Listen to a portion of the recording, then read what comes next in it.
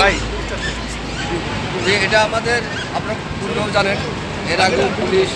আমাদের যে হাইওয়ে পুলিশের মাননীয় এডিশনাল আইজিপি মহোদয়ের নির্দেশে,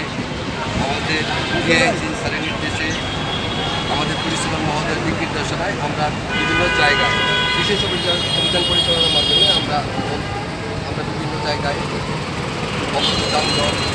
তারপরে অবৈধ স্থাপনা দেখতে আছে এটি উচ্ছেদের আমরা কাজ করেছি। তো তারই ধারাবাহিকতায় যে